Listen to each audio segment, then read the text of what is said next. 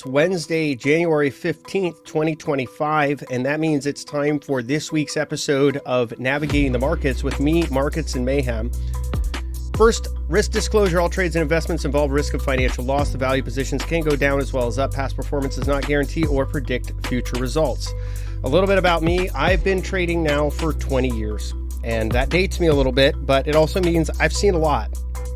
I've had some amazing experiences in these markets, learning, broadening my horizons, and early on, I've taken a lot of knocks during the great financial crisis, which was a formative phase. I had some great trades back then too, but also some real zingers because that's when I was really learning the game during one of the most difficult trading periods in recent memory.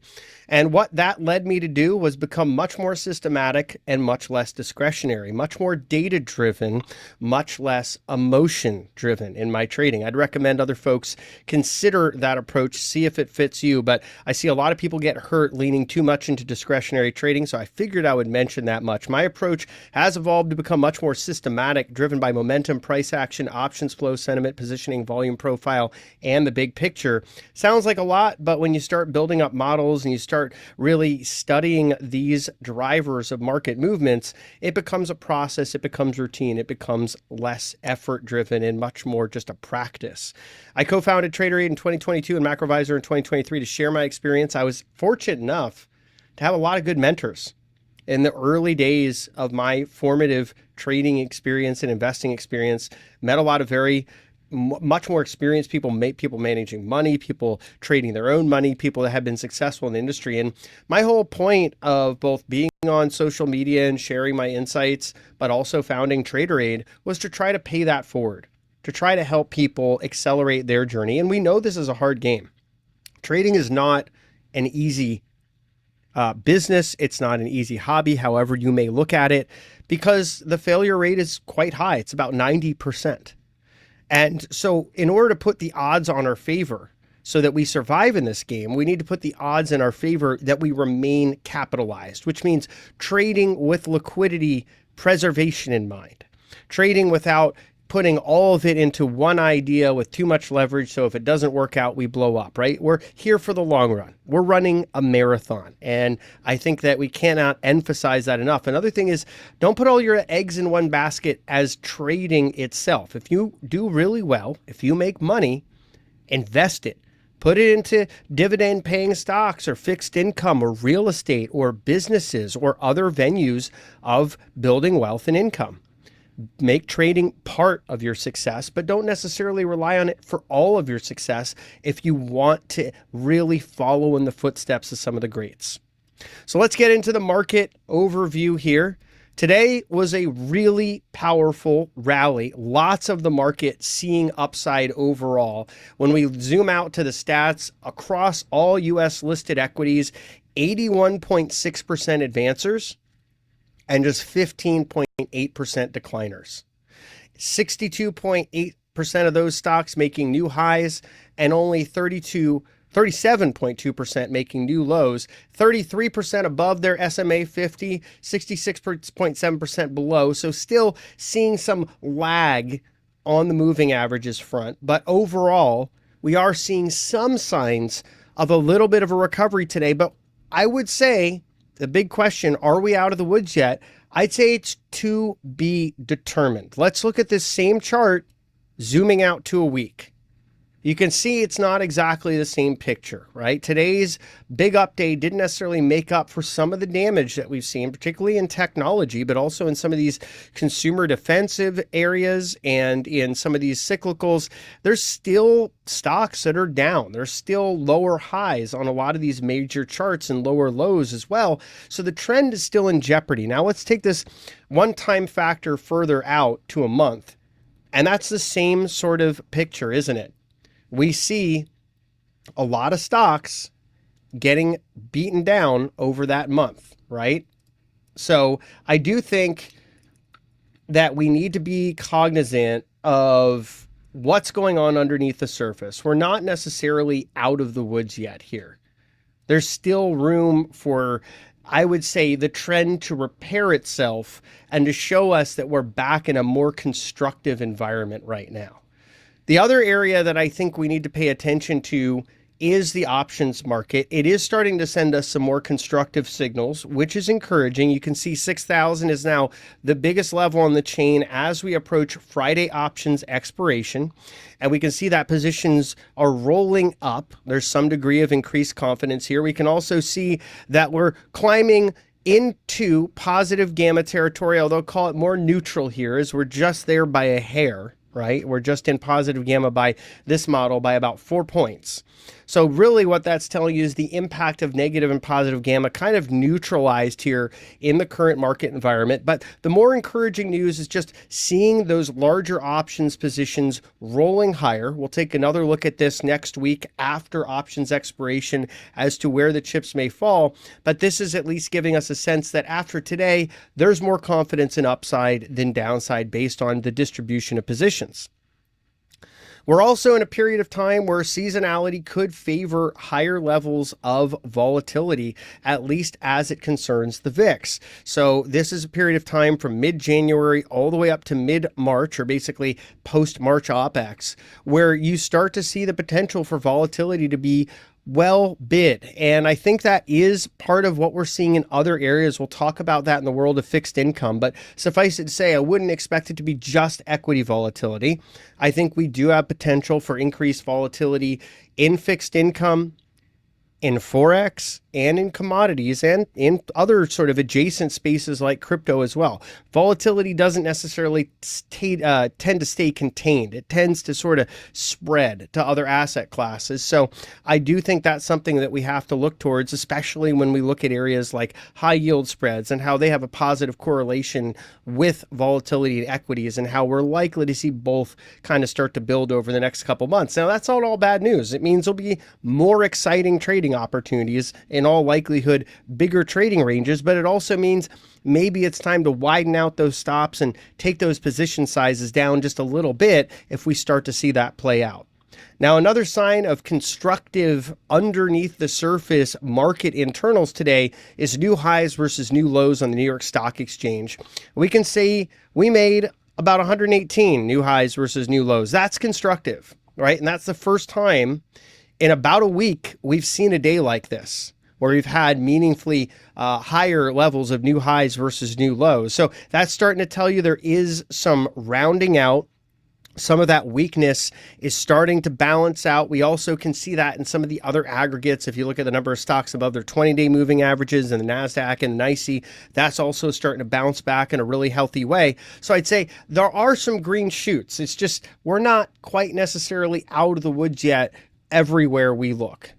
If we're looking at momentum on the S&P 500, we did have that EMA 21 cross under the SMA 50. That is one variant of a death cross, and that is a little bit bearish. It did also help to set off some deeper selling pressure in the market. Today's rebound in the S&P brought us right to the 50-day. We touched it, we kissed it, and we turned around a little bit from there. I do think that's meaningful. I want to see SPX above 6,000. That's kind of my line in the sand. I think if we can get above 6,000, we're kind of getting back to this old high, so we can no longer say it's lower highs and lower lows, looking more like a downtrend. But it would also help us to push over some of those key levels of options positioning, what looks like a pretty large wall of calls up there as well. And that would give me some sense that we really do have the demand to continue moving higher. That would make this distributive pattern look more like a bull flag if we make that move. So there's a number of different reasons I'm looking for that. So I want to see us above the 50, above 6,000, and I want to see some continuation from there to say that we're really out of the woods from a momentum perspective, specifically for the S&P 500. The NASDAQ looks a little better. The NASDAQ today was able to break and close above its 50-day SMA and its 21-day EMA. So tech showing relative strength versus the broader market, but it does remain a series of lower highs and lower lows. So from that vantage point, still not quite out of the woods in the NASDAQ either. Moving over to the Russell 2000, it pulled off the seemingly impossible today, reclaiming the EMA 21 after spending about a month below it. This one is a tricky one. There's a lot of optimism around small caps, but with long end rates as high as they are, this is also increasing the cost of a lot of these unprofitable companies. About 40% of the Russell doesn't make money. And when they borrow at a revolving rate. That means they're basically at the whims of the 10-year note plus prime or whatever the prevailing rates are that their banks are lending at. This is a bit of an issue for these companies because they can't necessarily afford to borrow at these rates and keep being unprofitable. So they're more encouraged to dilute shareholders with convertible offerings. That usually ends up reducing the performance of their stock. So it's a risk you take going into some of those unprofitable growth stocks, the mid caps and the small caps. On the other side of it, the Mag 7 have never earned more net interest income. So they're on the exact opposite side of the ledger. They're benefiting from higher interest rates with those huge piles of cash that they have. Meanwhile, these smaller growth and tech stocks are really being hurt by it. So you have a real K-shaped kind of distribution of outcomes in the world of growth and tech. If you're big enough and you're profitable enough and you have cash and you're not a debt-driven company, you're loving high rates. You don't care. You're earning money on your cash. But if you're one of these smaller companies and you don't make money, this is an environment that hurts a lot, and it could start to thin out some of those zombie companies if it lasts for too long. So something to be a little bit more concerned about. This is why I don't want any exposure to IWO, the growth component of Russell. If I wanted small cap exposure and I was going to be going with the Russell, I'd be looking at IWN or some of the other, there's S&P 600 value ETFs, there's other strategy ETFs. But if you're looking for small cap exposure, I would just say, in my own view, small cap growth, especially the unprofitable part, is a risky area right now. Even some of the mid cap growth, if they're not making money, if they don't have strong free cash flow and they're burdened by debt, that's a risky area. Speaking of mid caps, we're going to go right to that chart, hit right to the 50-day today and rejected, kind of like what we saw with the S&P. I like the bottoming action on MDY though. I think if we can push above that 50-day, we'll probably get some decent follow through. So I'll be watching for that because that could be a decent swing long signal in the broader mid cap ETF MDY. And then looking at the Dow Jones Industrials, able to push above the EMA 21 today. Didn't quite get to that 50-day. We did have bank earnings. They weren't too bad across the board. We also had, as we all know, cooler than expected CPI. And I think what we're really seeing that's lending some confidence to the market, I saw some conjecture out there about rounding errors for the year-over-year core number. I don't think it has anything to do with that. I think it has to do with the trend of core month over month decelerating. You saw core go down from 0.3 month over month for months to 0.2 with some deceleration in services and shelter in particular. That's what the market wants to see to be more confident that the trajectory of inflation is going in the right direction. Okay, so that's a much more sort of constructive look for that data set. And I think that rejuvenated animal spirits. And yesterday we talked about this on the Discord and I made a kind of snarky post about it on social media. People are not getting leaks of CPI ahead of time. That's not what drives those wild swings in price towards the close. A lot of that is just in time hedging. If you think about it, there's all these vol sellers out there and it's become systematized now. Like it's just reflexive vol selling at any opportunity. If you're buying insurance, you're inherently long vol. So why would you want to put your premium in a place where other people are just going to sell against it until the very last minute, right? Until you absolutely need the insurance ahead of whatever event volatility catalyst is coming, like CPI. And that's exactly what we see. We see this just-in-time reflexive hedging. And that's the only way these folks are really able to get ahead of some of that vol selling. So in a tape like yesterday, yeah, it takes some liquidity out during the last hour. You know, you see a little bit of that pressure. You can see it in the distribution of flows and SPX options, but usually it sets up for a day like today. If you don't have a nasty CPI number and the market's reasonably well hedged into it, then you also have that removal of hedging flow, which is really quite constructive for price action, as we can see, right? And that's when it once again becomes a vol seller's market, because it's not just the systematized vol sellers that are going against, you know, all that premium that may build up, but it's also the folks that bought the puts in the first place as hedges. They've got no reason to hold them. The volatility catalyst is behind them. It's not the end of the world. Time to unload those hedges. That's liquidity positive. And then you got a lot of folks that are momentum traders that are piling into this, seeing that shift in momentum as well. So I think all in all, it's a constructive day, But it doesn't mean that necessarily we're 100% out of the woods. It just means that we saw some positive market response to CPI data that all in all was pretty good. And it followed pretty decent PPI data as well, right? So PPI is important because it helps you kind of look into the future a little bit in the sense that it's the producer price index. So this is the price that companies that are making products are paying and companies that are selling services are paying.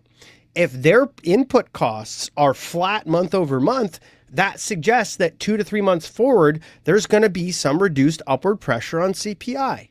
That's about the lag time. So PPI gave us a sense that forward-looking CPI may be a little bit more tame. And then today's CPI data showed some softening in all the most important places where we wanted to see it. And we didn't see any acceleration in goods, no front running of tariffs or anything like that, those sort of concerns permeating into the present data set.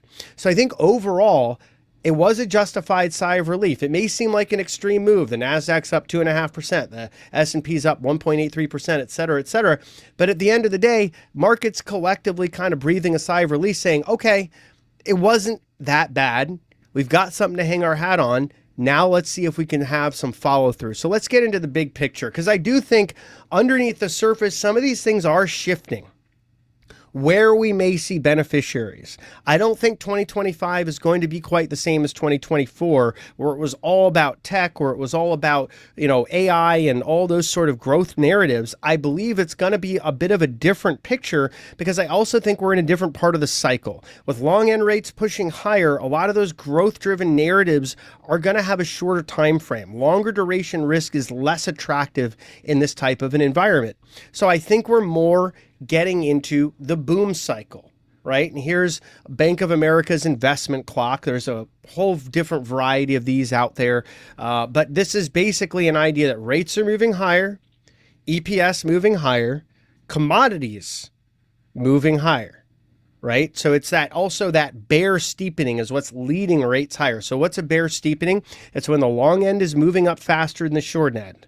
And that's exactly why we've seen this disinversion and now steepening of the yield curve, right? And it's been happening at a pace that is a little bit concerning. I think that's one reason we did see some pressure in the markets, and that's another reason pressure came off a bit today, because today's CPI data gave longer end rates a bit of room to come back down. That also helped equities and other growthy, risky assets breathe a bit of a sigh of relief. So moving forward this year, I think there are going to continue to be opportunities in commodities, and those will be some of the areas we cover.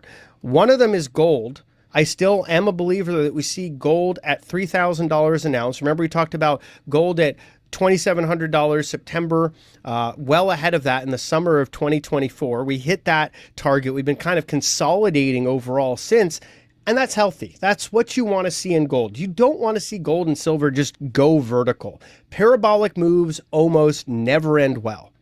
So the fact that gold is kind of consolidating, it's overall still in a constructive price regime, that has me still pretty confident. But this chart right here adds to that confidence, and I'll tell you why. This is real relative strength. Gold is defying its relationship with the dollar and with real rates, and it has been for some time. And that's exactly what you want to see if you believe that gold is an uncertainty hedge, which I do, and that we're entering into an environment of increased uncertainty. That's, I think, the theme of 2025 in many ways. Uncertainty in economic outcomes, uncertainty in policy outcomes, both monetary and fiscal, and not just here, but abroad. What's going to happen in China? We don't know. There's all kinds of possibilities. That uncertainty is often hedged in the form of vehicles like gold, because they tend to do well in environments of greater angst and also environments of greater volatility.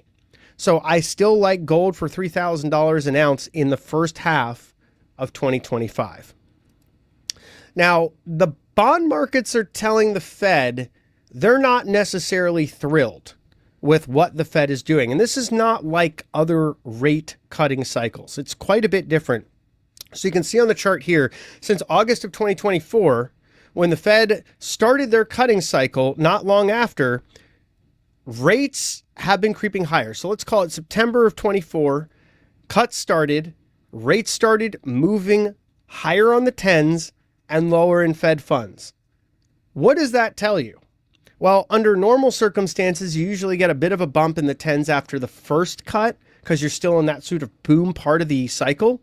But we're not anywhere close to that right now, right? We're still seeing 10s bump up. In fact, the amount that the 10s have risen in this cutting cycle is the most they've ever risen in such a short time in that cutting cycle. Like, I think the 10s are up, 120 bips or so? And the Fed's cut by 100 bips? We've never really seen anything like this before. And some folks will say, oh, it's bond market vigilantes and they're rebelling against the Fed or the fiscal side or whatever. I don't think it's so much that. I think that what we're seeing is a bit of a loss of confidence in what the longer term outcomes are going to be on a policy side, fiscal and monetary, but also what the economy looks like and what inflation looks like. And today's CPI data and yesterday's PPI gives us a little bit of room to breathe a sigh of relief, but with the amount of policy uncertainty both here and abroad, that may be short-lived. So let's move on to that next chart. The 10-year yield change after the first Fed cut. The first Fed cut in this cycle was 2024, right, in September. And we've moved quite a bit higher from there. This is 74 business days after that first. We've seen that big bump higher in rates. I would just look at that with a degree of side eye saying, the overall fixed income market, the overall rates market does not agree with this Fed. It's also overall not sanguine about fiscal policy or the trajectory of inflation from here. I think we do have to take that seriously. And my line in the sand, as I've repeatedly said, is 4.5%. Right? If we start to move meaningfully above 4.5%, especially with any velocity, it tends to be bad for risk assets. We've seen that play out time and time again. I posted a few charts about that in the past, and this time is no different. And I think until we get below 4.5%, we're also not necessarily out of the woods. So we talked about SPX 6000 as our equity line in the sand.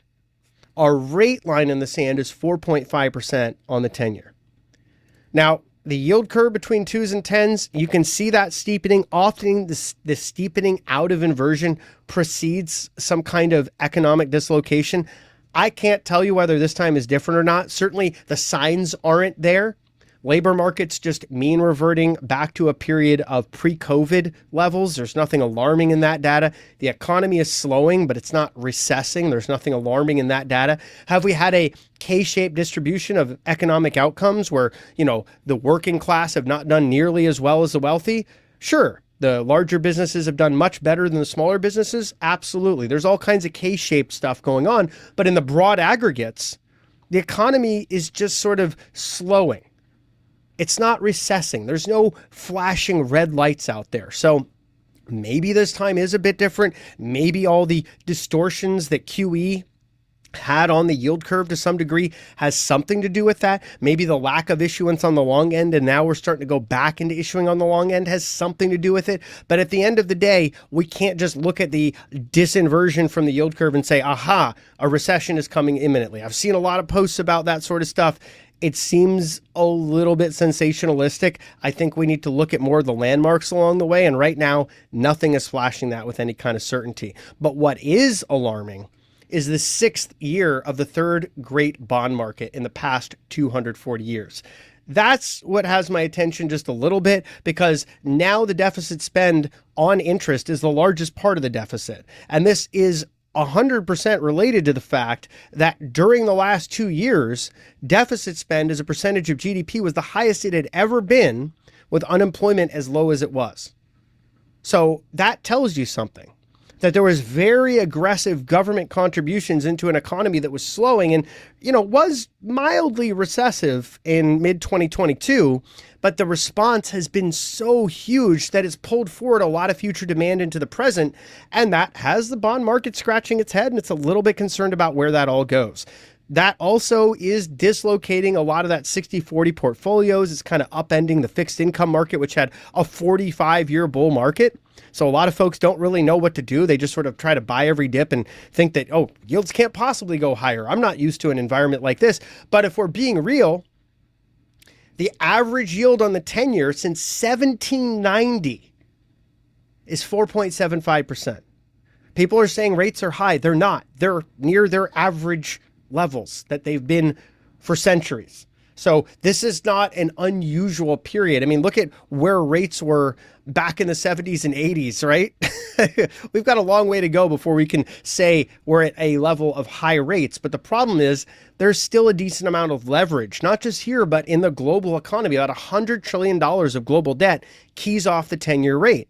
So when rates are moving higher, that makes it more difficult to pay down that debt. And when the dollar is moving higher, that adds to that stress, not to mention the double barrel effect of rates tending to lead the dollar higher. That puts stress on emerging markets. So a lot of emerging markets are struggling, and they were just starting their rate cutting cycles, largely keying off the Fed because they can't go too hot and heavy. If the Fed's not following, then that creates more currency stress, right? Their currency falls in value. The dollar moves up, comparatively speaking. That debt becomes harder to surface. As a result of that, more increased difficulty in debt servicing. Some of the easing effect is therefore not happening because of that cutting. So they kind of have to harmonize with the Fed. The Fed basically saying, hey, we don't even know how much more we're going to cut, if we're going to cut that much more at all, is giving a lot of pause to that global cutting cycle, particularly from the developing economy. So it does shift my view on emerging markets a bit.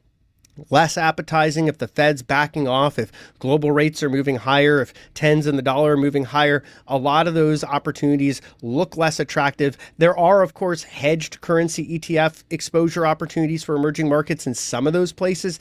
Even then, I'm a little bit iffy. I think it's time to be much more careful about some of that global exposure unless they're able to get around those headwinds. Now, another area that has me concerned is junk debt, right? High yield debt is, in my opinion, mispriced. And there's a couple of different correlation charts you can look at, but these are my two favorites, this one and the next. High yield default rates have been collapsing high yield default rates have been collapsing while loan default rates have accelerated. So that's one thing to be a little bit concerned about, those jaws that are open there. I do think the upper side of that distribution is more likely to be realized. This is something that should put upward pressure on junk bond rates. But the other side of it is this, that the bankruptcy filings and high yield credit spreads are also not moving in sync. Now, they don't always move in sync, but they tend to have a reasonable positive correlation, especially when bankruptcies are this elevated. So there's a lot of complacency. What that tells me is there could be opportunities to fade things like JNK, HYG. There could be pair trade setups where maybe you want to be long bills or long AAA corporate debt and fading some of that junk on the other side of that trade.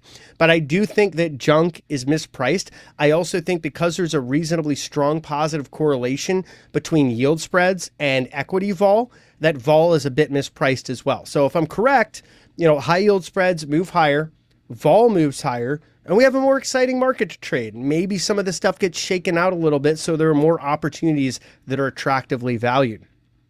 Now we're going to move over to China real quick with two charts. China's surplus continues to soar. The reason I mention this is we are entering a period of increased angst about these trade wars. We have a new administration coming in. They're talking a different game, right? The first Trump administration had plenty of trade wars with China. The Biden administration had its own series of trade wars with China. Now we're getting into Trump 2.0, and there's a new series of trade wars that are likely to unfold not only with China, but with other countries. But China's in sort of full center view. And one of the things that irks a lot of the folks in Trump's camp that are going to be advising him is their enormous trade surplus.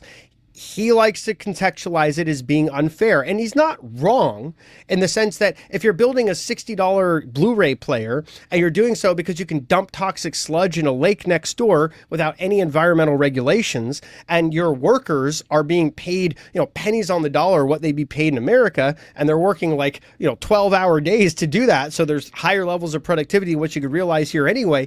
That's an unfair advantage, right? That lack of regulation, that lack of oversight creates an unfair competitive advantage. advantage. Some of that's been bridged over time, right? Chinese labor is not as cheap as some of these other developing economies that have become the places where we're so-called friendshoring to. But nevertheless, this paints a target on China. And here's the cumulative impact of those trade wars over time, right? The onset of that 2018 trade war with China led to less and less of a trade deficit with China as a percentage of U.S. GDP over time. I think that trend is set to continue. This chart seems to agree. And I think that's something to keep an eye on because China has said they're keeping their stimulus bullets, their ammo in reserve so that they can respond to this escalation. If that ends up being true, this also could set up some opportunities. If China finally stimulates in size, it could give commodities like silver and copper a pretty strong bid. It could also set up some opportunities in some of those beaten down Chinese equities, which to me are not really investable, but they are exciting high beta trading vehicles. And so that's kind of why I'm looking at this as we shape up the first 100 days of the Trump administration. I think we're going to see all kinds of volatility catalysts, salvos, policy salvos that are fired out. Mapping out how they may impact different markets can help us navigate them and maybe be able to capture some of those trades along the way. Now, in terms of opportunities, I've talked about some here. Gold is one of them that I think $3,000 an ounce this half, the first half of 2025 is a reasonable outcome. I've talked about some of the other areas to watch. I would also say check out the Traderade Discord, the Trade Ideas channel, the Investment Ideas channel, the Stocks and Options channel, the Commodities channel. Lots of great analysis being shared regularly by our team and our members. So I'd like to shift gears a little bit. If anyone has any questions, feel free to let me know and we will get right to them. A funny comment from one of our viewers, everyone partying that inflation is finally dead while crude is ripping 15% in a month. That is funny because crude does have a pretty strong correlation. I think there's like a 2-month lag with CPI. So it's a good comment. Thank you. And then another comment, great information. Thank you, Mayhem. Hey, thank you. Thanks for tuning in. I'm glad you find it valuable. That's what I'm all about, just trying to pay it forward, help out as many folks as I can with this knowledge, and hopefully it helps with your trading, with your investing, and just with learning more about finance and the economy.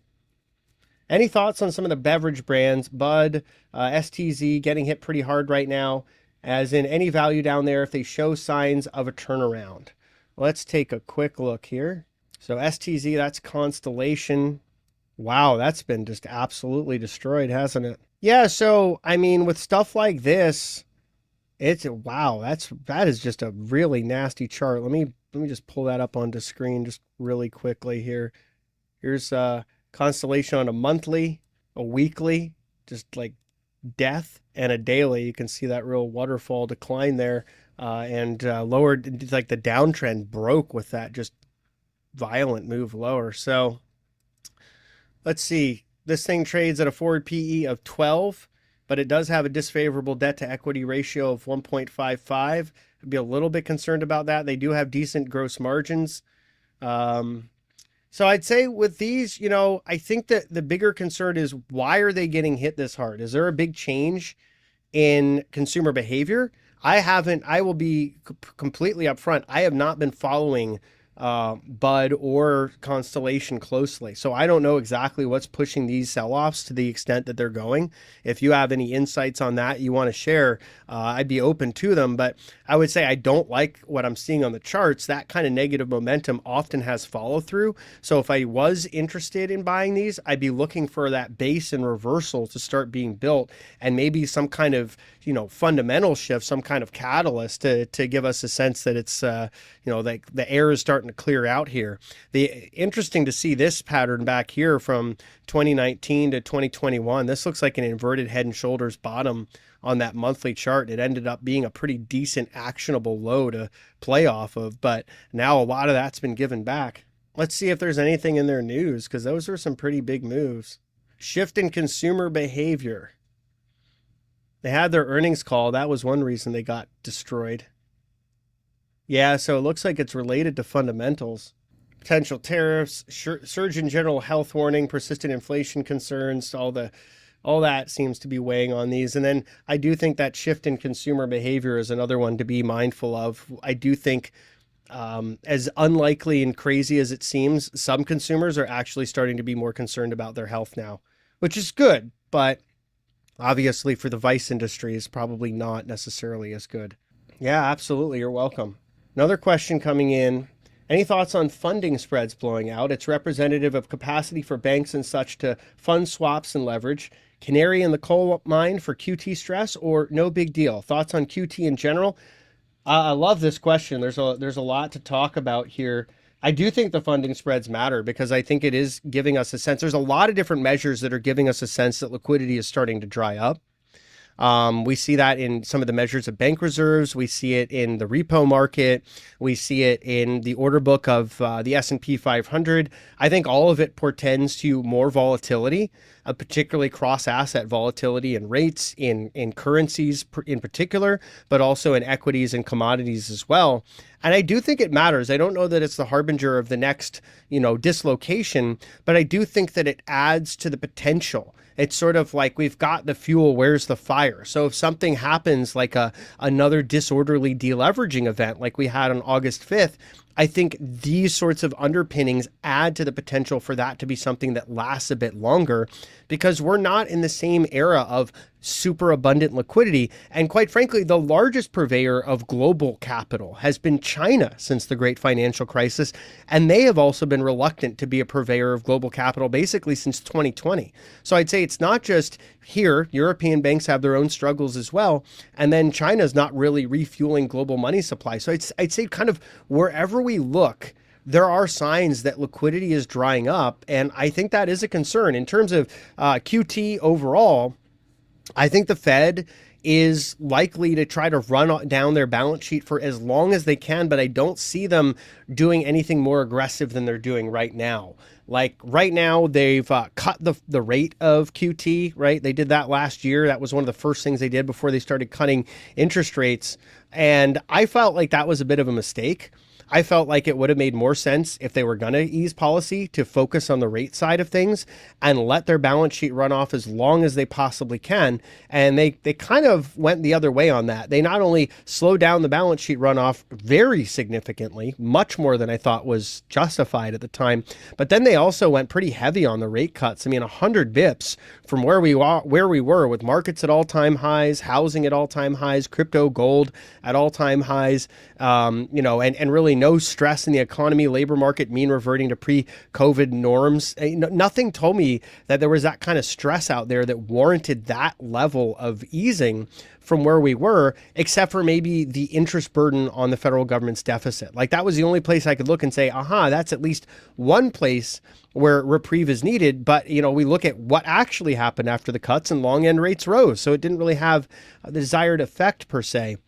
So shifting that conversation back to QT, I think the Fed's kind of lost control of that influence on the longer end. I think pretty much at this point, the Fed has some degree of influence on the short end with their policy. But when we move out to the long end, they've lost more and more of that control, as I think the market's starting to second guess both the Fed and the Congress and their ability to sort of manage things from where we are over any period of duration, like 5 years and up. And I think that doesn't necessarily bear well for QT, because eventually, we have to kind of acknowledge a very unpleasant fact about all this. The Fed was the largest participant in Treasury auctions for a very long time, post-Great Financial Crisis. And when they were a participant in those auctions and facilitating QE, they were basically like, those interest-free credit cards you get where it's like you don't have to pay interest for a year. They were kind of acting like that sort of a bridge for the government, because the government would pay the Fed all this interest, but then the Fed would take their fees and expenses, modest as they are versus the total interest earned, and they pay back the rest back to the Treasury. So it's almost like the Treasury was able to borrow trillions and trillions of dollars of debt and not worry about the interest cost. So one of the other reasons that net interest cost is continuing to rise is the Fed's not there bidding at all these auctions, taking all that paper off. As the government refinances more and more, it has to refinance and actually pay the interest on its debt. I think that's another thing that kind of eventually forces the Fed's hand back. There's just not enough buyers of U.S. sovereign paper. Now, Obviously, there can be another outcome. It's one that no one wants to see. But if you get a juicy recession there, all of a sudden rates come down a whole lot and financing the government's largesse becomes a lot more affordable without QE. But I think in the absence of that, or even because of that, for other reasons, QE is eventually going to come back. It may not be this year, but it's a reflexive part of the monetary policy chemistry now, whether it's here or the European Central Bank or the Bank of Japan. There's just too much government spending. I saw something where most developed countries are 40-50% of their GDP is basically government spending overall. And a lot of that government spending is funded by deficit spending more and more and more. And so I do think that at the end of the day, we're going to have the Fed do what Bernanke said they don't do, which is monetize the debt. So I think QT is running on fumes. The Fed already cut it so significantly in its run rate that it kind of gives us a sense in no uncertain terms that they agree. And I just think it's a matter of time till eventually QE comes back, not because the Fed necessarily wants to do it, but because probably with the amount of government largesse, the lack of will for austerity or anything representing even a vaguely responsible budget allocation means that, eventually you're going to have that central bank come back in and start buying that debt back up. I just kind of feel like, eventually it becomes necessary to reliquefy the financial system as well. So I don't know. It doesn't look particularly great. I think we've been witnessing and living through the greatest fiscal and monetary policy experiment in human history over the last, say, 16, 17 years. And I don't know how it ends. I just know that QE is an addiction that really no country has been able to break for any long period of time. So that's kind of where I would look at it from, the vantage point of how long can it go? Maybe another year. And if at a slower run rate, maybe longer than that.